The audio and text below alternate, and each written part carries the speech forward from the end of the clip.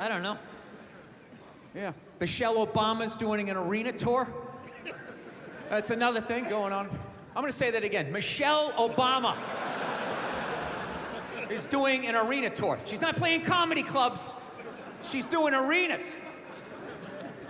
When did first ladies start acting like they got elected? You know? Dude, being a first lady, that's not a fucking job. Just standing there smiling and waving. Right? Look how quiet is it in here. Why is it so fucking quiet? You think that's a job? It's not a fucking job. Dude, if you really think it's a job, just look at her. Right? Look at Obama. When that guy got elected, he looked like he was about 41 years old. When he left office, that guy looked like he was about 73. Right? Look at Michelle. She looks younger now than she did when that dude got elected. What has she done for the last 8 years? Yeah, other than lay in a giant vat of Illuminati-level lotion, just sitting there floating. A couple hours, a shapeshifter comes in and dumps another bucket on her. She pops her head up. Hey, Bam Bam, tell Stevie Wonder to come down and play some songs tonight. Now, I found out she's doing a tour because she's doing a book tour. Yeah, she wrote a book. She wrote a book about not having a job. I gotta read that fucking book. Chapter 1, how to know if a dick tastes presidential. How to weed your way through all that local representative cock and get to the big swinging dick in the room.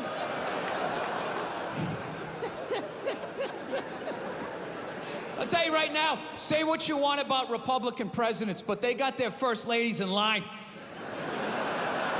They do. Dude, George W. was president for 8 years. 8 years. I don't even know his wife's name. What was it, Abigail or some shit? Maggie? No clue. Donald Trump's wife stands behind him like a giant meerkat, like...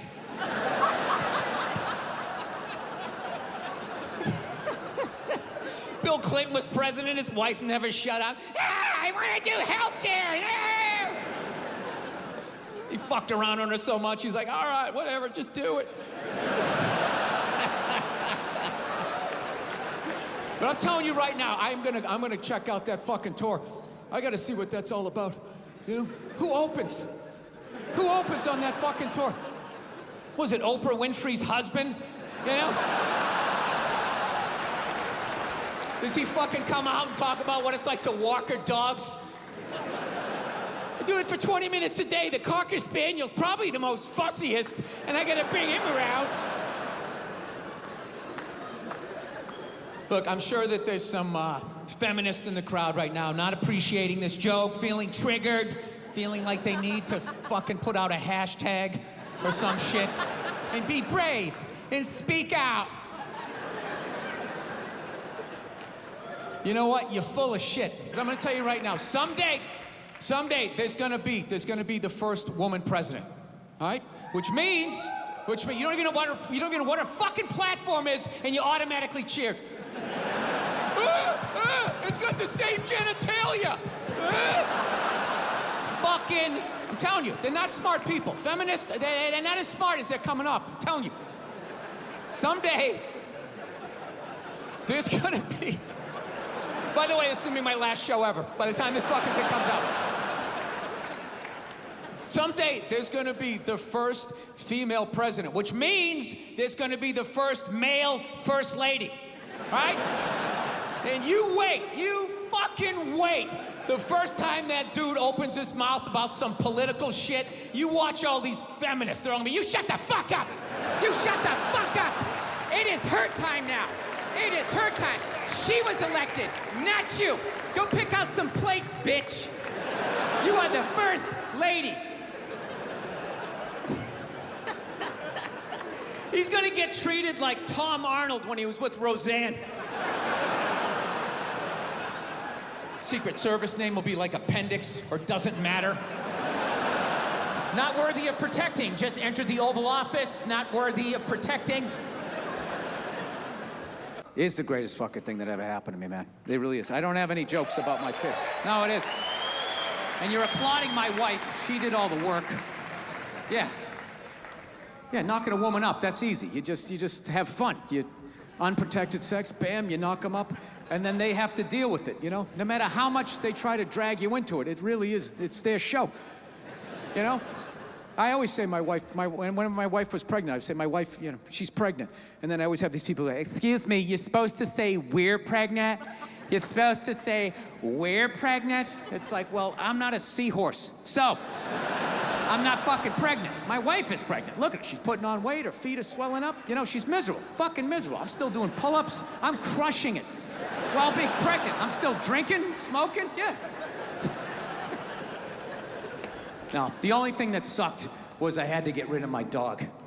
Yeah, had to find her a new home. Well, I finally had to admit that she was fucking crazy. I got a crazy rescue dog, and yeah, it was one of these fucking dogs, man. It tried to kill both my parents. It tried to kill my father-in-law. It bit one of my friends. I'd have family come over, friends or whatever. We have to stick it in the back room, like lock the door. And the first hour, it would just be throwing itself up against the door. Ah, I'll fucking kill all you motherfuckers! I'll kill all you motherfuckers! Looking under the door, I can see your feet! I know what you smell like!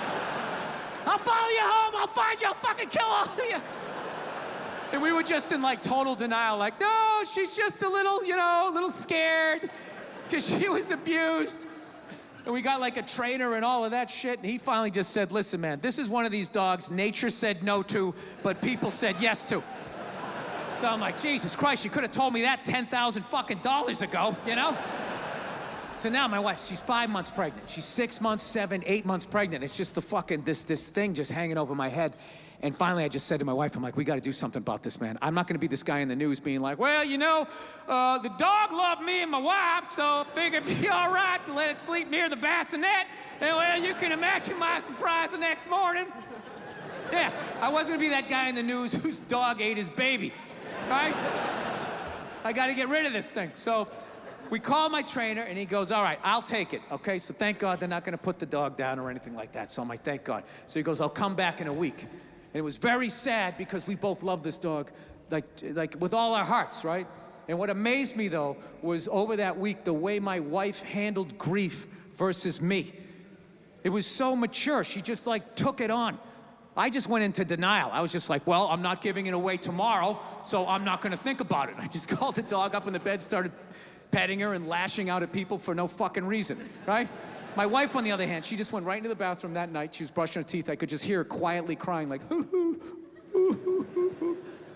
I swear to God, I was on the bed, and I got mad at her.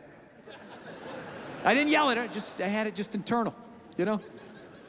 And I was just thinking, like, why is she having the proper emotion in this fucking moment? Why isn't she just blocking it out the fucking way I am, right? Just don't deal with it until you fucking give it away, and then just start yelling at people the way I do. Right, and that's what we did. I just blocked it out, and every night she would cry a little bit more, the whole week, till the night before. She's like, right? And what I didn't realize was she had cried herself into acceptance. And meanwhile, my emotions were still at the starting line. And then there's a knock at the door, and she goes, okay, he's here, go get the dog. And I'm like, hey, Cleo. And she popped her head up, and I saw her wagging her fucking tail, and all of a sudden, 8 years of conditional love all started bubbling up, and I was like, oh, fuck, not now! Not now! So I just pushed it down. I just walked at her like some weird game show host. Hey, how are you? I'm smiling for no reason, all right? Now we're going for a walk. I'm just gonna say what we're doing so I don't think about what I'm feeling.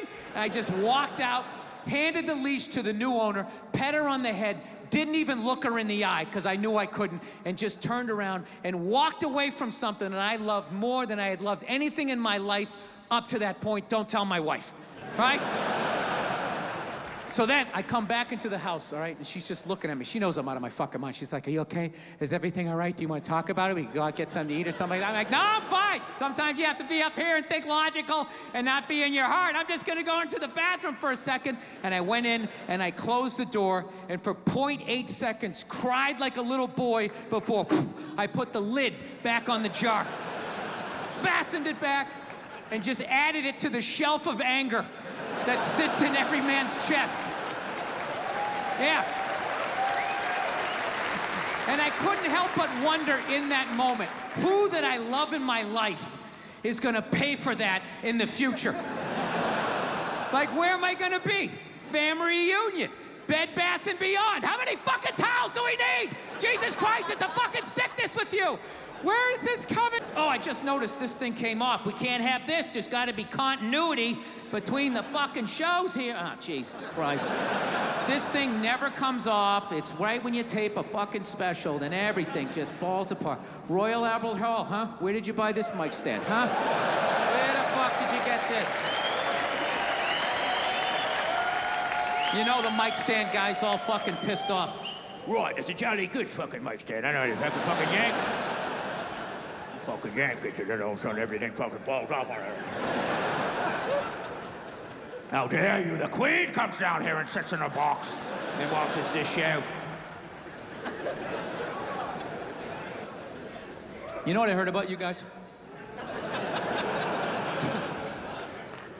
Actually, by the way, I've been over here for a week, and as an American, I gotta say something. You guys are pretty fat, too.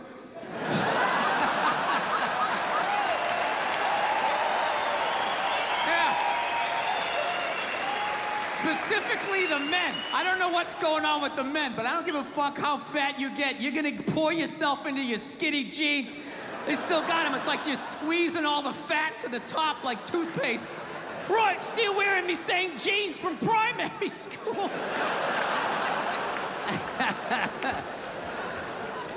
You know Bryan Cranston, right? That dude did a movie.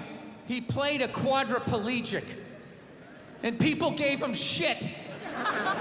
Being like, why is there an able-bodied person playing a quadriplegic? It's like, it's because it's called acting, you dumb fuck. See, if he was a quadriplegic playing a quadriplegic, that's not acting. That's just fucking laying there saying shit that someone else wrote. So tell us, what did you do to prepare for the role? Well, I dove headfirst into the shallow end of a pool when I was 23. I feel like I've been preparing for this role for my whole life. Right, what is up next for you? Well, they're gonna do a reboot of Top Gun. I'm gonna fly it with my tongue. And the co-pilot's gonna be transgendered, so everybody will be happy. She won't die. Her discarded dick will block her head from the canopy. There'll be a gender-neutral bathroom on the plane. How fucking dumb is that? That's literally like watching a movie. Why didn't you have a murderer play a murderer? And how come the guy he shot, I saw him in another movie? I mean, what the fuck is going on? All right, thank you. Thank you very much. Thank you. Thank you, thank you, thank you. How are you? Excellent, thank you for coming out. Very prestigious arena to listen to my dick and shit jokes over the next 90 minutes. Now, I'm excited to be here. I am. It's very exciting to be doing stand-up outside of my own country. Yeah, no, not because of you. That's how it's become. Fucking US, everything's so goddamn, every fucking joke you tell. Well, what did you mean about that? I didn't go to the gym today. Are you calling me fat?